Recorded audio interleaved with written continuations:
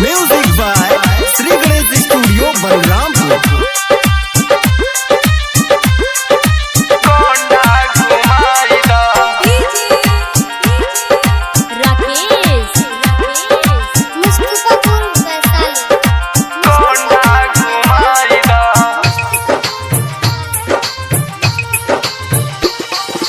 सैया गाये परदेस देवर हमें गोंडा घुमाई दा।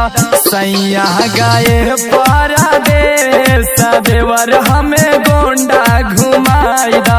गोंडा घुमाई दा हो गोंडा घुमाई दा। गोंडा घुमाई दा ना गोंडा घुमाई दा।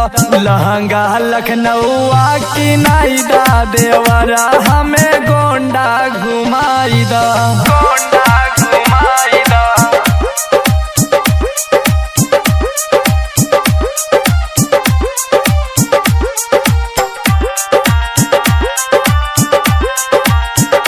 गोंडा घुमाई दा।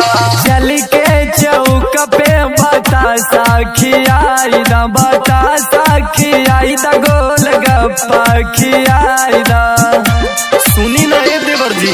चल के चौक पे बतासा खियाई दा। बतासा खियाई दा गोल गप्पा खियाई दा।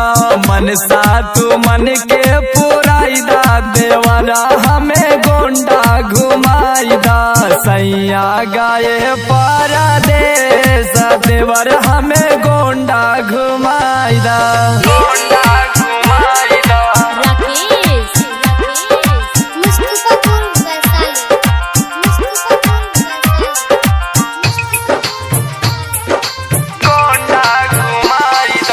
जब से विदा हो के अइली ससुरवा अइली ससुरवा ना घुमनी बहरवा। ए देवर जी बुझी ना हमार परेशानी। जब से विदा हो के अइली ससुरवा अइली ससुरवा ना घुमनी बहरवा। निरहुआ के फिल्म देखाई दा देवरा हमें गोंडा घुमाई दा। सत्या गाये परदेस सोनू हमें गोंडा घुमाई दा। गोंडा घुमाई दा।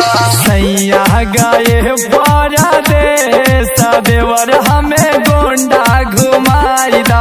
सैया गाये परदेस देवर हमें गोंडा घुमाई दा। गोंडा घुमाई दा हो गोंडा घुमाई दा।